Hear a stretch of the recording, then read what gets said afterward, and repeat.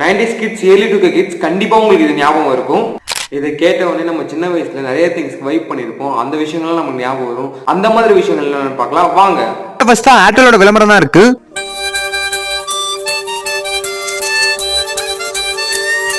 It's nice. அடுத்ததா சின்ன வயசுல நம்ம காலையில எழுந்த உடனே டிவில உட்காந்து பார்த்துட்டு இருப்போம். நீங்களே பாருங்க அது என்னன்னு.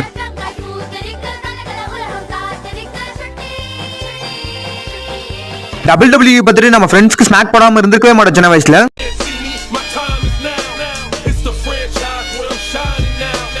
நம்ம சைல்ட்ஹுட்ல ட்ரெண்டிங்கா அந்த சாங்னா இந்த சாங் தான்.